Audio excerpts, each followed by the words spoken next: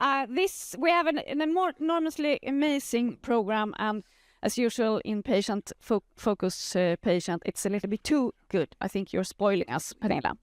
My name is Hanna Brada, and I'm going to guide you through this very interesting topic today. Fact-based information, more important than ever. I work in communication, and it's not just my work, it's also my absolute passion. So I'm so happy about you having this conversation today with all of you. Yes. So we know that information is power. So where do we get this information from? We know that books and edited morning paper have sort of failed against Google and YouTube and TikTok and Instagram. We learn a lot, of course, from this platform, but we also get highly misinformed and sometimes miss a bit of a fact. So it's basically about democracy. We need to fact-based. I know you don't really like the fact-based terminology, but we get back to that. We have a perfectly, I think, combined team to discuss this topic. We have giants on information, and we have Swedish authorities here on stage, and we also have AI owner company, and of course we are all patients, aren't we? And we have patients here. So first we're gonna have a presentation from head of health on Google and YouTube, and then after that we will discuss a little bit about this fact-based information. So please, Götz Gottschalk, can you start out your presentation? Yeah. Am I on? Can you hear me? I don't think you're on here. Hello. Hey, everybody. I wouldn't mind if all of you came a little closer, because we're gonna probably have a lively discussion later. So if you want to, please come up front a little bit.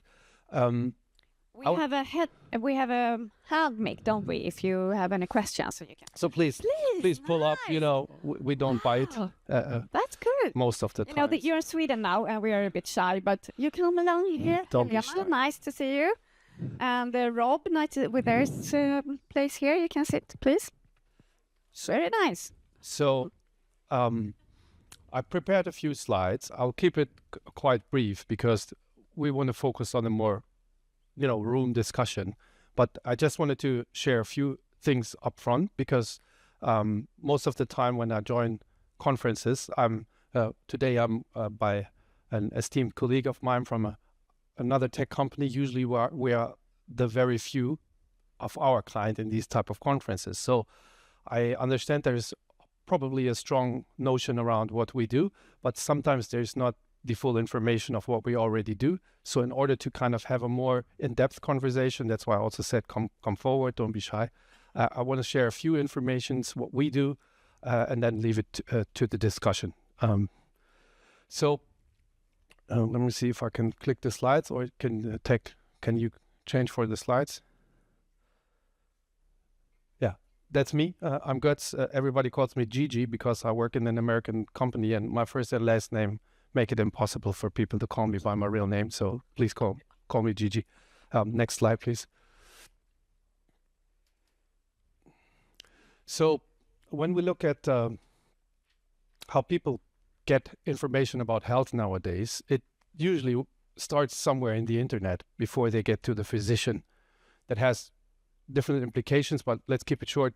I think most of you can agree that people start to look in the internet, either get an appointment, get some first-hand information, inform themselves or family. So for us, it's very important to look at health literacy, health equity, and health misinformation on YouTube, because what you surely know is Google search is the biggest search engine, but what you maybe not know is that YouTube is the second biggest search engine. So people come to YouTube in vast amounts to check about health information. Next slide, please.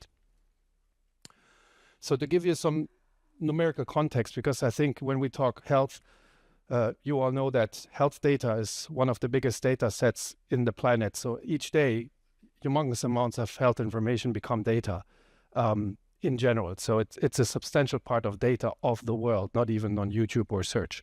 So To give you a little bit of numbers from our end, we have 2 billion logged in viewers on YouTube only. There's 1 billion hours of video watched every single day. And the interesting number to this room might be in the back.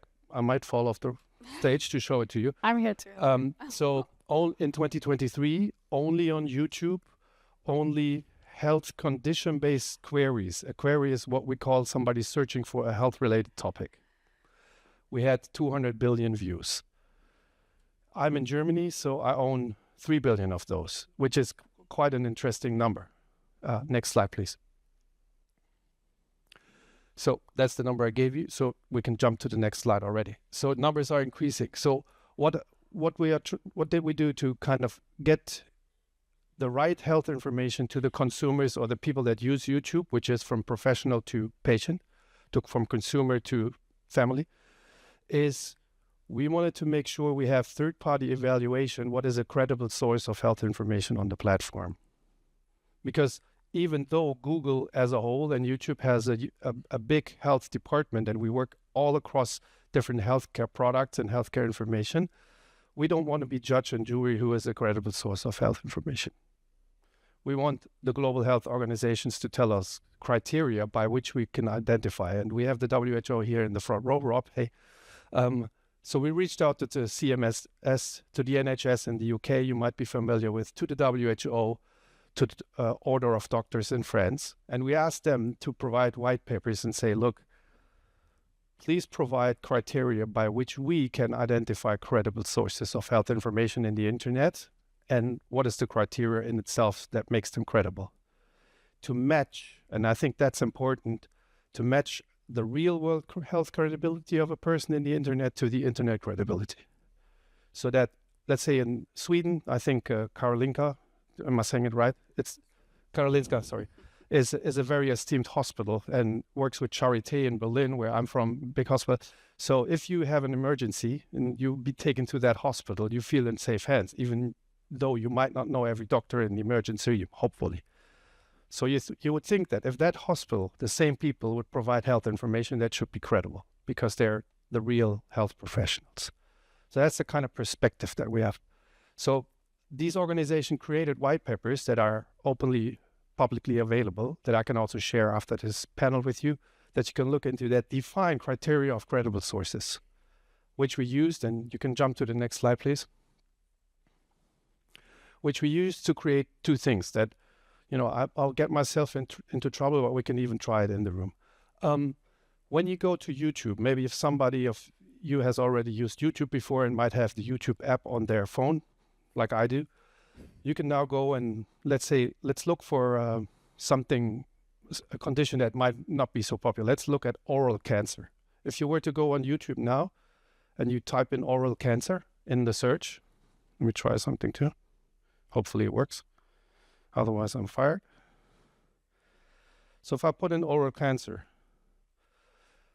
depending on the language of your browser, mine is in English, at the very top or somewhere close to the top, you should find an indication that says from health sources.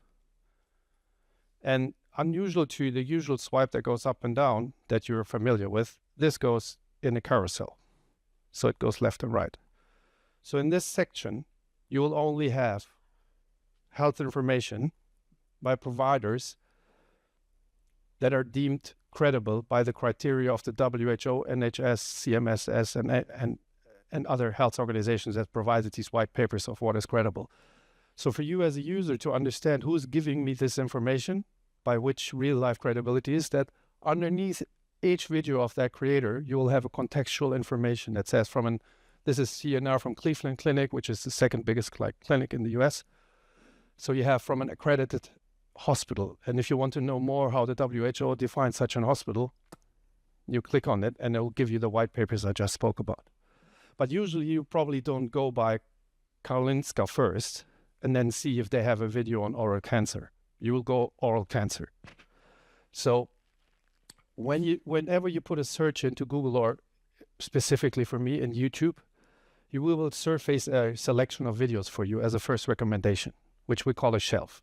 So now what I showed you and what you can replicate on your phone is what we call a health shelf. And within that health shelf is only videos by these organizations. Next slide, please. So how does that work? In each country where we have YouTube Health, which is what I just explained, there is a body. So the WHO gave us a pyramid of credibility. They say the health ministry of each country and the adjoining organizations, the public health sector, public health insurances, public hospitals, they're already pre-vetted organizations. YouTube doesn't have to go to Karolinska and tell them that you're a hospital. We already know that. So they get the label, the contextual information automatically. If you're a physician and you want to create a YouTube channel, which is great, then we want to make sure that you actually have a license as a doctor. So you have to turn in your license to a third-party evaluator that lets us know this is a real doctor in the designated country, in the UK, in Germany, in France, in Brazil, in Mexico, in Japan, wherever we already have the features. So then you get the label with the context information. Next slide, please. That's what I just said, so we can even jump further. So keep it quick. So you ask yourself, okay, this is how we support the good information, how we deal with misinformation, because we all know misinformation is an issue, and let me start with this. You can go to the next slide. So there is a cascade of things that are happening. We have the local media law that is applicable in every country where YouTube is according to the local law. You have child protection law in every country. Then we have our platform rules, which are broadly, no hate speech, etc., etc., etc. And then now we have the health frameworks that I just explained to you. And we work them by the 4R principles. We remove harmful content. We reduce content that is borderline, because sometimes you think of civil society, political speech could sometimes be on the borderline of something, but it's not yet violating. So we reduce it. We reward good stuff. And we raise the authoritative stuff, which you could just do if you just saw. Because when you think of videos, popularity is a huge factor. The signals of popularity are usually used to recommend something to you. If it's something new, if Eminem puts out a new rap song, his video is very popular, and people looking for rap music, this is a good signal to show it to them. Polycystic kidney disease or oral cancer would never be popular in that regard. So we have other signals that pull them up, and that's what we do. Next slide, please. And then, when it comes to medical information, it's more sensitive than usual information. Hate speech, violence, blood, all of that is very easily, pornography content is very easy to detect from the system to remove it. But medical information is very, you know better than me. So we have prevention misinformation, treatment misinformation, and denial misinformation. And we have policies around that to make sure that our systems, which are human review, third-party trusted flaggers, and machine learning, is removing or flagging the right content. Next slide, please. So keep it short and brief so that we can get to the discussion. Thanks for giving me the time, also to the other panelists, and happy to look for questions and discussions. Thank you. Very interesting. Go, please. Who has the... Now let's all join shortly. Yes. Good. Yes. I will give you introduction to the panel. And it's Nasim Faroknia. You are both a medical doctor and you are head of health on Microsoft Nordics, right? Okay, so you're going to introduce us and then maybe give back the word so I can introduce more properly? Yes. Thank you. But it's, we can start that. It's kind of a bit awkward, but yes, Lars Lindsköld, anyway. You are president of European Federation of Medical Informatics, right? Yeah. And Michelle Silvertree, you are senior advisor and head of unit Swedish e-health agency, right? Yeah. E-Hälsomyndigheten in Sweden. E-Hälsomyndigheten, exactly. So please, do you have any comments on this presentation we got from Götz? Did we get Lars already? Yes. Should I start? Yes, please, Lars. Thank you very much. I think it's interesting to try to understand information and compare information to data points. Because today we are using data points to create information. And this is very interesting because if you start to think about it, the data points by itself can be used in different occasions and for different purposes. So therefore it's so hard for us to understand this, especially if we take on the white coat. I used to say that we don't realize that information can be data points in healthcare, so therefore we are very afraid of releasing information. But instead, when we look at the society today, it's the machine learning algorithms that would like to have data to feed them all the time. So I think we could give away a lot of data, but it doesn't necessarily need to be information. And therefore, I'm a proud informatician. An informatician is something very complicated to understand. I used to say, we are the one in between. Okay? And when you think something that is in between is actually interoperability. And that's what we all are talking about, the interoperability problems we have in the society and how we try to solve them and so on. But think about it, who cares about things in between? Someone has to fix it, but you don't really would like to fix it yourself. The only way you fix it is by doing it your totally self. And then you build this, what we call platforms. We have two of the Giants platforms here. So with that said, it's your turn. It's my turn. Please, Hati, give yourself a proper introduction. Thank you so much for the invitation. This is so loud. Okay. So please, very short, because I'm kind of wearing two hats. As Hanna said, I'm a physician. I'm an internist. I've been working with cardiovascular diseases since mid-90s. But my two hats, and I'm based here in Stockholm. I'm affiliated researcher at Karolinska Institute here in Stockholm. This is my hometown. So with that said, I'm representing Microsoft. Microsoft, as Lars said, is one of the three major or global health data or technology platform providers. So that's for one. The other one is I'm the chair of e-health doctors in Sweden. That's part of the Swedish Medical Association.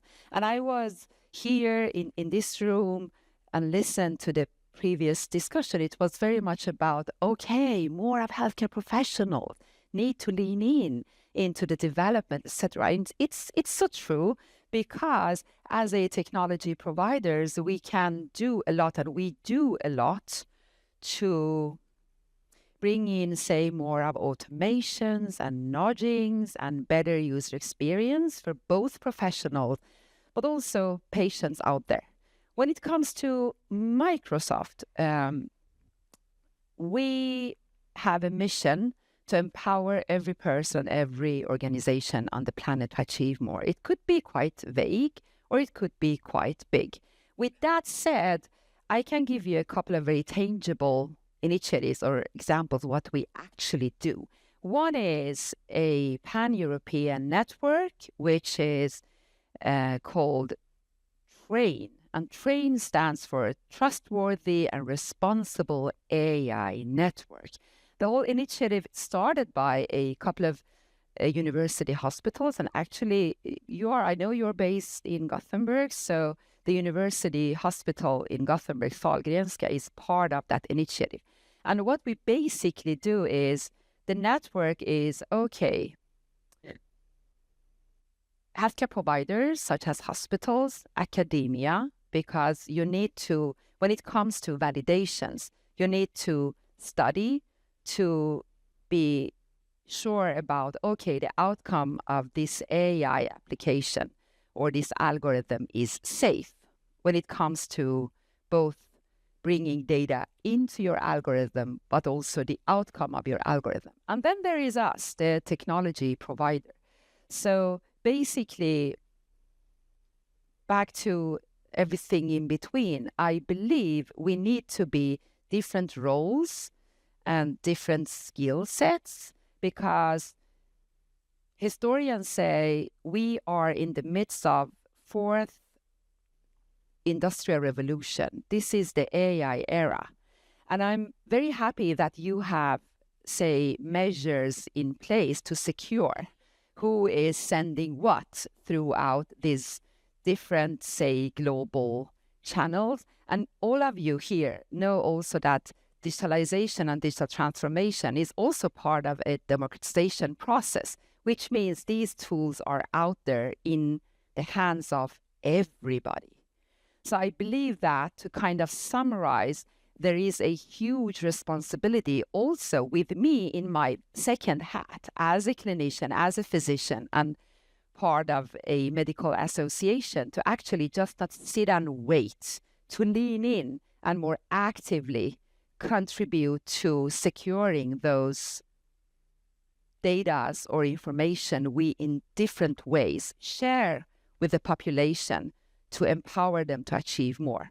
And there are many examples on that. I believe I stop here and can elaborate more later. But thank you. But it's very interesting because we have talked about Google and YouTube here, and we know about Dr. Google, and this is a patient forum today. So as a patient, you Google your symptoms, and then maybe you go to your doctor, maybe or maybe not. But today, you can also run your tests in AI, and then you come to your doctor and say, I have like 4 pages here of how to treat this, what I have. Anna, I can ask you, have you been using ChatGPT, any of you?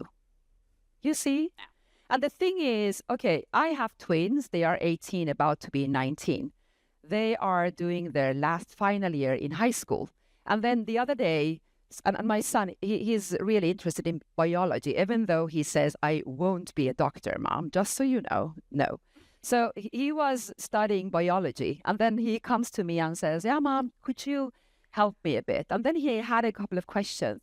And to be honest, I just picked up my phone and then I tried to search something. And then he says, Mom, on this one, Google isn't good. This one, you need to ask ChatGPT. So these young people, because there is a difference. And back to end users, they are smart.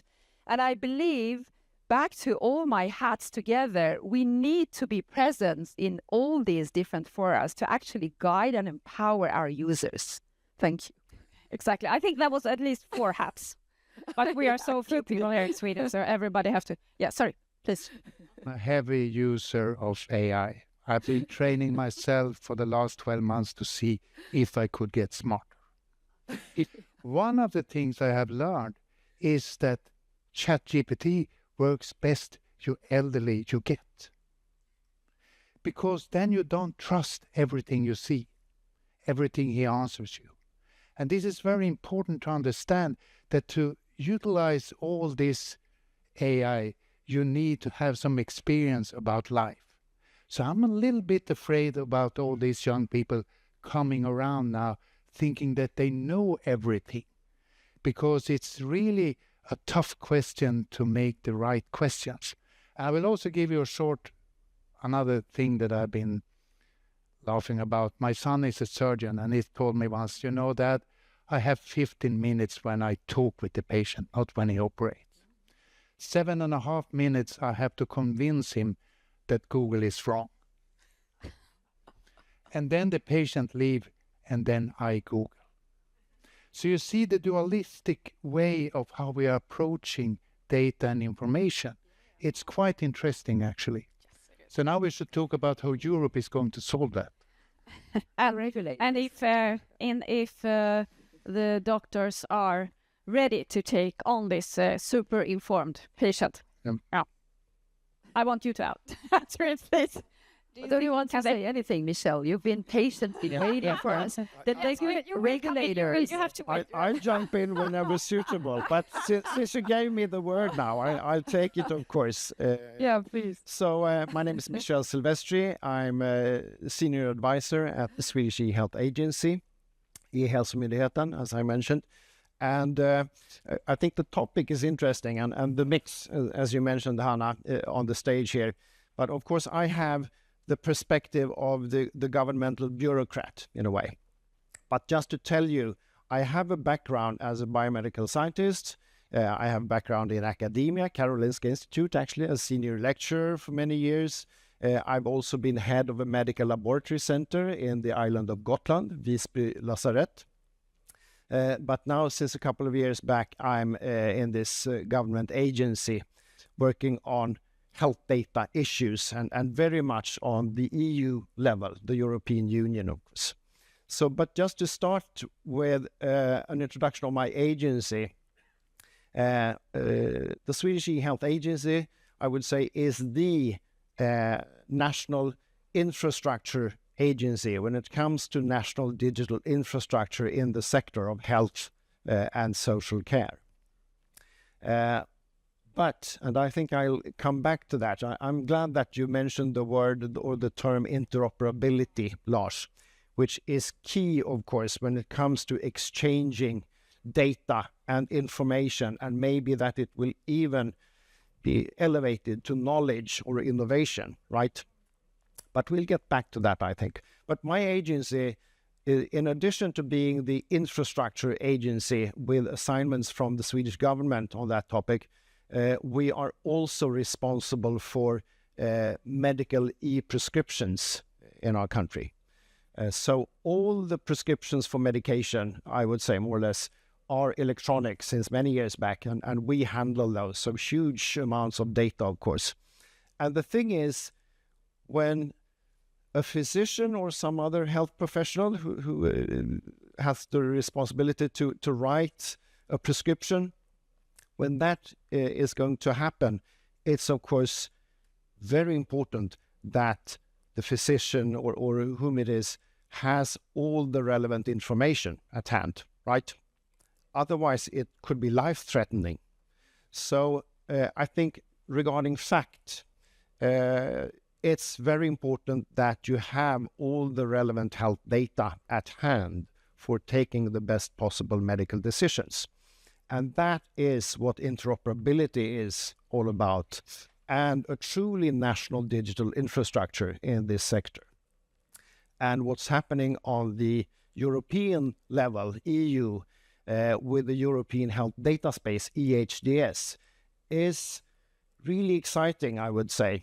But I think that I will have that as a cliffhanger maybe and get back to that shortly. Yes, we will get back to and also the information that also includes the patient and the patient shared information. But we get back to that. Yep. First, we still talk about the information overload in the world that we have, and that is maybe fact or maybe misinformation. So, and I mean, you talk now about how you deal with the information that is not really, I mean, you really try to get the correct answers and the sources very high up when you search on Google and YouTube. And that's an enormous job and, of course, very important. But how do you deal with reality when, for example, U.S. president comes out and tell that autism and vaccine is related, for example? I mean, you work so hard to kill that myth, and then he comes out, and so if you Google, I mean, you find him, the U.S. president, telling that there is a link, and you try. So how do you deal with that? Sorry, I mean to hurt you. So I think for me, as I'm coming from the health and tech part of the building, I work very much in these realms, and I love how you said data and information as kind of siblings, but not the same thing. I love that. I would steal that so much from now. It's amazing. It helps a lot to clarify it. I think when we look at global health, and the platform is global, as is our esteemed peers, you don't look at it through the eyes of a single person, no matter what job that person has. You look at it from a level of a couple hundred billion views, and they're nuanced in each country. And what was said in the panel before also, which I attended, was interesting, is people follow people that they know or that they have some sort of a relationship with. We say it, YouTube we say, or Google we say, health moves at the speed of trust. So the trust is some sort of a relationship. It might be an analog relationship that transfers to digital. It might be a digital relationship, but it's very important that you have locally nuanced voices. So I think for a patient in Sweden, maybe the president of another country is not the first source of information when it comes to their health, but maybe Karolinska is, and hopefully so. So, of course, regulation plays a huge role in how platforms are being regulated. You know, that's what you represent here. And we need good regulation, especially if you have a global platform, especially, you know, AI is at the very forefront on all our thoughts, Ricardo. AI is too important to not regulate, but AI is too important to be badly regulated. So people need to be very well informed in the public sphere about how and what they are regulating. So I think this is not a single person affecting everything that relates to health on the planet, but of course every local administration in the country affects the laws that affect regulation and that affect the platforms or products that go 100, 150 countries. So when you say Dr. Google, there's a very interesting anecdote. Our head of YouTube Health, Dr. Garth Graham, who used to work at the White House before for population health in the US for underserved communities, he said on the World Health Summit 2 years ago when he was sitting on the panel, he said, people perceive Dr. Google to be a product plan that was made up in San Bruno in our headquarters. It was not. People started searching for health. And then somebody went upstairs and said, look, we have billions of queries around health. So what are we going to do? And that's when the initiatives followed up to say, we are not holding the information, we are conveying the information. So we need to work with the health ecosphere, the public health ecosphere, the philanthropic health ecosphere, and the private sector to get the best information and match it up with the queries. So as you go along, I had a very interesting, the second biggest hospital in Germany is UKSH, which is in the north, at Lübeck, which is closer to the water to here. And the CEO is the brother of our former chancellor. And a professor there said, I have no issue with Dr. Google if it's myself. So he went into the internet, and he's a nutritional medicine professor, and he created a compendium of his own videos around nutritional medicine from irritable bowel to diabetes, and said, please look at Dr. Google, look at my videos, because it will take you a few weeks until the appointment so you can get familiar with what they do with no time constraints, as your son has the 7 minutes. You know, I want to speak about that later too. So that's some of the thoughts that come to mind. AI to that, it's getting even better. But what do you say about regulating AI? Boom. Are both of you can please answer? Yeah, of course. And the regulation, as you know, we are humans, okay? And when we get access to tools, we could use them to create harm or good. So we have always a choice. So of course we need to regulate AI too. And it's a very intricate balance in between both accelerate. We need to actually remove some hinders to be able to bring in AI to operations at scale. Back to the previous discussion, and I saw the moderator coming into the room. I'm a healthcare professional myself. For example, we have a bunch of tools today, but they are not in the hands of our doctors or nurses. We could do much more and remove some of the regulatory hinders issues to bring in those tools into the hands of doctors, nurses, because we need to unburden them, and because we also know that the need for healthcare is increasing. So kind of the whole equation needs to bring in more, say, hours or more time. But also in parallel with that, back to how to empowering our people. I shared with you, I'm an internist, so I've been working with people after a myocardial infarction or a stroke.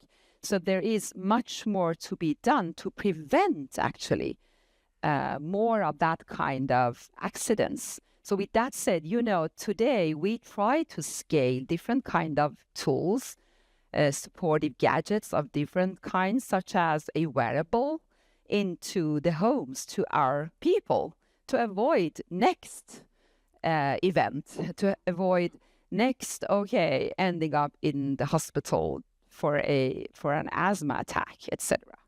So with that said, we need to remove hinders to scale AI for good, but we also need to have regulation in place to avoid harm. That's for sure, of course. That's why I love working together with regulatory bodies. It could be national. And also when it comes to guidelines, you see in Sweden, we have SBU. SBU is Health Technology Assessment. So all studies published in a certain subject, or then we can actually evaluate which studies are the best ones and then bring in guidelines through Socialstyrelsen, that's national board, to actually putting that final stamp of this is to lean into. So not only just to every single doctor or nurse, we have bodies to bring in more patient safety. So in combination of both. Of course. I mean, we're just in the beginning of a revolution, and we can't just see the end of it. But do you think the patients want to have more of those tools? I mean, for example, I could just imagine, see a depression coming on, or if you have like a bipolar disorder, and if you're feeling very, very, very happy, how much happy am I, or is it a depression coming on, or something like that? I mean, it could be so easy with AI. You could just there are tools. Yes, there are tools. I think this is a very interesting point. Mental health is, if we have professionals here, it's a very hard part of the medical system because it's how you feel. And sometimes it's very hard to understand that a part of how you feel might be a condition and another part might be normal. So we don't want to conditionalize normal behavior, but we want to make sure that people get to treatment. And give you an example from Germany, where I am. Mental health still has real life implications that could be harmful to your work life. For instance, if you have a diagnosed mental health condition, one time in your life, you cannot become a public servant. So if you're a teacher that gets depressed or has anxiety because of the times that they are in, they cannot be a public servant. So this is real.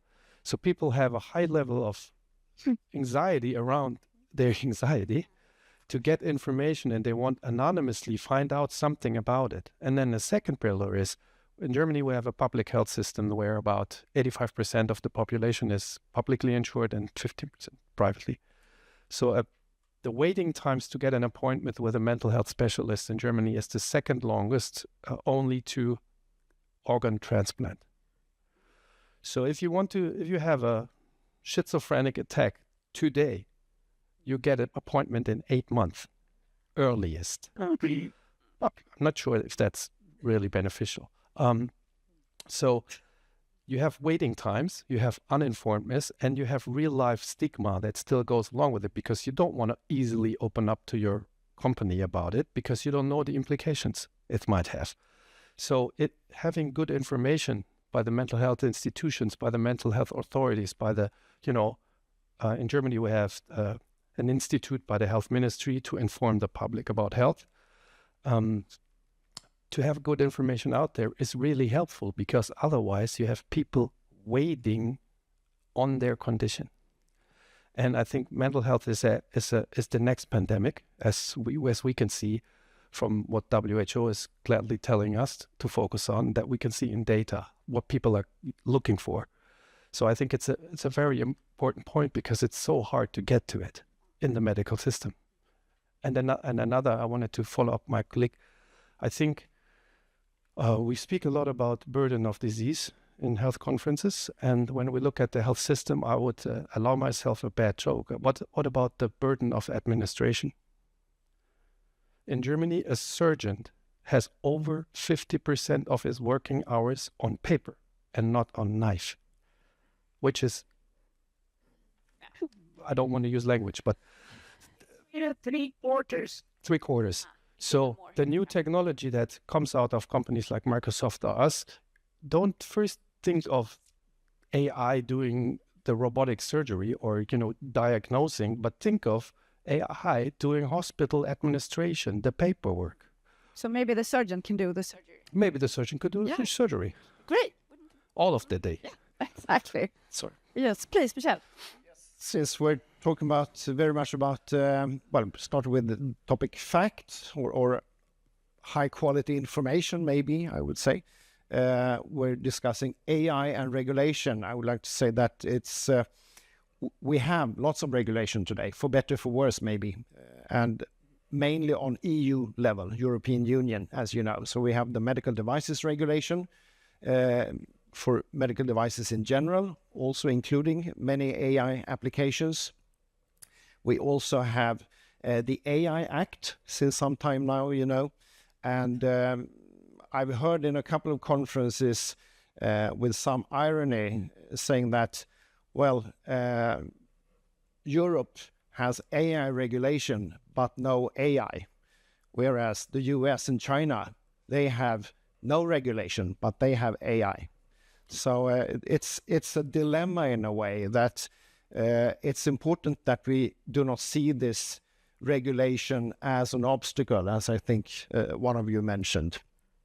And at the same time, of course, it's a question about values, maybe European values in these days, which are also important, of course. But in addition to those regulations, and there are other regulations as well, which makes the regulatory picture very complex. And in addition to that, my favorite topic then, the European Health Data Space, EHDS. I think several of you have heard me talk about this many times, but because EHDS also mentions AI. And in this case, actually, it provides the possibility to use health data for, as an example, AI training or algorithm training and development. So that's a good thing. And EHDS in general, just an elevator pitch in 1 minute or so. It's a new EU regulation which will enter into force in just a week or so, on the 26th of March. And then we will have to apply it step by step for the next 10, 15 years or so. The idea of EHDS is to facilitate access or accessibility of health data, relevant health data, for primary use, which is for healthcare or social care, not only within a country's border, but also cross-border within the European Union. The other thing is, and in that case, of course, to facilitate whether if you're traveling in Europe, if you get ill, or if you need some medication from a pharmacy, then this will facilitate things, of course. That's the idea. Then it's also it also has a main objective of facilitating health data access for secondary use, which is other purposes such as research, innovation, policy making, and also AI training, as I mentioned. So those things are supposed to promote innovation force in a way, from all these huge amounts of data and health data that we actually have. And one more thing, a third leg of this regulation, I would say, is that it's supposed to also empower the patient, or actually the individual. So as an individual with this regulation, I can point at the paragraphs and articles, say that I have the right to know where my health data are in the healthcare system or maybe elsewhere. I'm in control in a more clear way when it comes to my health data. I can say perhaps yes or no to certain kinds of uses, but on the other hand, it's a balance also, not to put more obstacles to secondary use, for instance, when it comes to innovation. Can you also, sorry if I just have a question, can you also share your own information that you want to have in your personal record? You can, and I would say that maybe that's according to GDPR in general, but also according to the HDS regulation, that you can demand to have your data, your personal data, and then of course that you can have portability of it to other users, other healthcare providers, or for some kind of patient association for research or whatever. So you should have that empowerment in this regulation. And also, I just want to add that too, since we're talking about facts again, that you will also have the right very clearly to demand corrections in your electronic health records, for instance. If you see that there are incorrect things, you can demand for having that corrected. And you can also add your own health data from maybe glucose measurement or health apps or so. Then it will be very clearly marked, of course, that this is added by you as an individual, so that the healthcare professionals, the physicians and others know that for a fact. So I think I'll stop there. Yeah. It's going to be so much data, and you will definitely need AI for that. Yes, please. Yeah, I had an image I would love to show. Okay, please too. So if we can have the image on there. As you have understood, I'm a little bit of a semantic nerd. I like words, and words in a sentence makes meaning. And I've been thinking a lot of the heavy burden in healthcare. As a trained physician or a nurse, you are trained to do something. And today it comes in a lot of other things here. I didn't put AI in here. But think about it. AI might stand for healthcare as additional information. It's just another source of information that we get there. And with all good things, it comes bad things. And the bad things is that AI can also stand for alien intelligence. And that's what we are starting to see more and more, because we are in our little bubble, in our little world, and thinking about all the good things we can do with data. But we don't realize all the bad things that will be done with data. If you hit enter, I'm coming from the radiology world, so I love to see images. So next. So when I saw this image for 10 years ago, I just understood the word. And when you think about it, AI in Swedish, excuse me Gigi, konstgjord intelligens. Vem fan tror på det? But if you frame that wording a little bit semantic, you can say that AI stands in Swedish för av konstgjord. And then you have something else when you look at an image. So when I saw this image, I fully understood what healthcare is all about. And you see these guys here dragging, this is the barge hauler on Polska. They're dragging something very heavy. The only thing they can do is to reach back and say, hey, we got to be more people that drag this. That's the sentence we hear all the days. But in the middle of this image, someone is standing up. It might be the patient or a younger one, because he has seen something that nobody else has seen. He has seen the steamboat. So suddenly he realized that whatever he is doing today, he will not doing tomorrow. And this is a fantastic metaphor. This was done 1873 from Ilmar Reepalu, talking about moving from harvest to industry. And when you start to think about this, you understand that in the future, it might not be the organizations that we think that rules the world anymore. And for healthcare, it doesn't necessarily mean that we have 21 regions. It might be that it's a commodity and so on. I used to say to my grandchildren, will you become a Swede or will you be a Googler or a Facebooker or an Amazoner? What you relate to, what tribe do you belong to? And this is the interesting thing, and I think it's so important that we start to discuss also from a philosophical level what we will do about this. Because today we are just forced into quick fixes. We make a deal, okay? And therefore I admire that Europe, after a long time, raised up and said, well, let's try to do this in an organized way. And remember that regulation means that you make order. So it's not like when I've been thinking about it, China is doing a lot, but they don't tell us. Okay? America is saying, well, let's see what's happening. It might work. And we in poor Europe, we say, well, let's regulate it. And for me, regulation is also meaning trust and is meaning power to the inhabitants. So that was my image. Thank you. Great, thank you. We started a little bit late, and now I think the lunch starting, but it's probably it's going to be a line, so you can stay here a couple more minutes, and then you can have the lunch. I mean, or if you have to leave, you just know. Do you have any questions?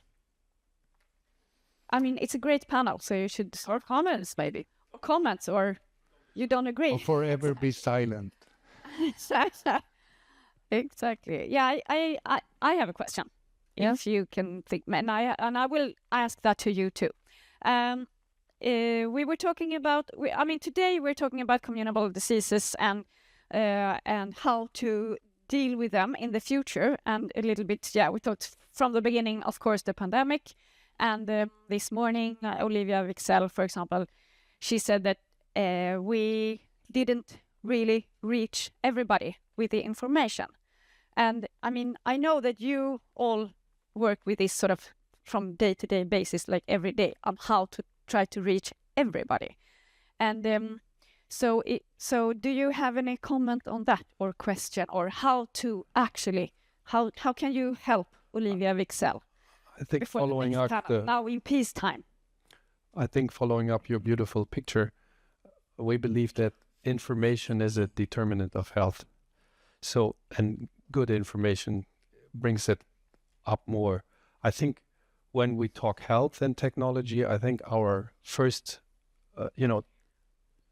goal should always be to see the positive potential and opportunity, and then take care of making sure it's safe and sound, which is probably the same approach that all innovation in healthcare have taken in the past, from medication to surgery outcomes.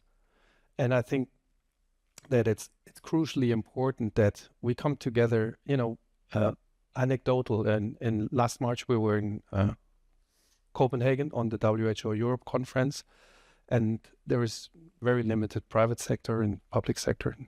And I think at the end, when we looked at all the solutions that each kind of silo has, public, private, philanthropic, we kind of figured that it came to my mind that we don't have a solutions problem. We have a relationship problem.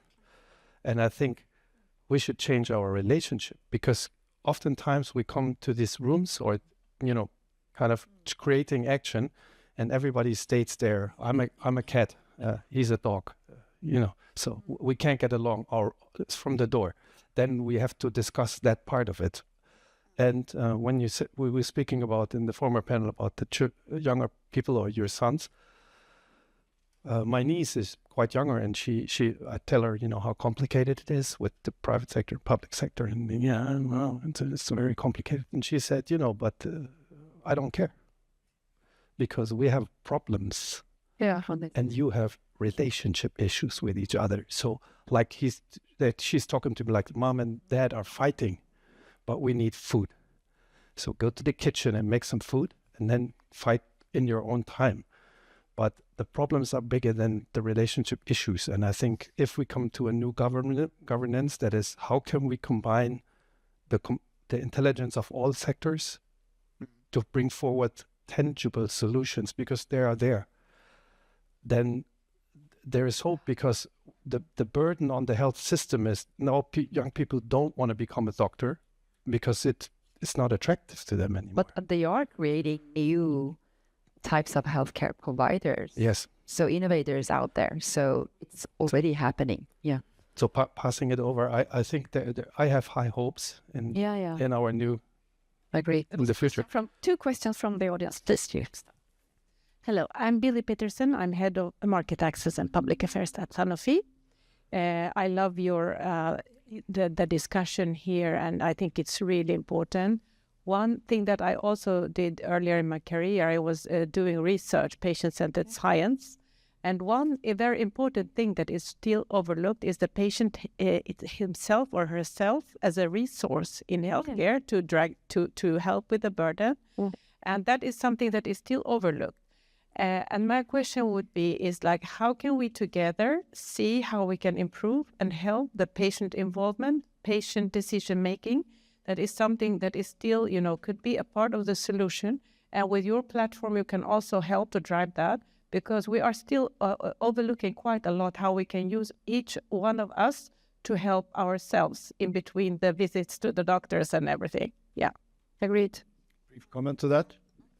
I think it's a very good question. And I think, again, that digitalization will be a really powerful tool for doing that. And we're planning, as we speak, to build portals in connection to this European health data space, for instance, where you as a patient or individual, I would say, can log on and find your health data, make decisions of different kinds, give authority to maybe your parent or someone if you need that for as a proxy when it comes to medical issues. But in addition to that, we've only discussed up here digital health. And with the earlier question we had, I think that we cannot forget the question about the maybe 5 or 10% of the population in Sweden, for instance, that are not digitalized. So we have the digital divide as well also to take into consideration. And that's a huge challenge, I think, and will maybe be even worse in the years to come because of the increasing digitalization. Thanks. I stop there. Yes. Thank you. Patient safety. Yes, just real quickly, Gigi, what is the most viewed content on YouTube? What sort of thing has the highest viewership? You mean overarching? So the overarching topics that are dominant in YouTube views globally is skilling and learning of any kind. And then everything else. So it could be how to fix your washing machine or how to, all kinds of things. So that's the dominant form of videos being looked at. How-to presentation. It strikes me in healthcare, oftentimes what we're doing is relating information that really is grounded kind of out of scientific studies, etc. And it's presented in a fashion that, healthcare providers or scientists or those who do research, are talking about these things. But that's not the way real people talk about it. And it's not the way they consume content online. In many ways, they want to be entertained. Informed and entertained, but it strikes me as we've got to change our language, our presentation, how we talk about this. It's great that Cleveland Clinic puts out something that is, certified to be trusted, etc. But if nobody engages it, doesn't make a difference. That's just a quick note to it is that's the goal, where being on media is a different skill than being a surgeon. And oftentimes the most authoritative voices are not the most engaging, but that's a learning curve. Sorry. Yeah, we have another question from the audience that is so important. And we are 7 minutes late now, but I think we started 8 minutes late, so I'll go quick, even though I'm American. And I'm so happy you all asking questions. And for that, I apologize on behalf of my government. I feel like I need to say that every time I talk in public now. So bringing together the points. So I run a patient advocacy organization and been doing it for almost 30 years. So I actually predate Google. I just looked it up. That makes me feel really old. When we started, the internet was new. It was a new way to deliver information.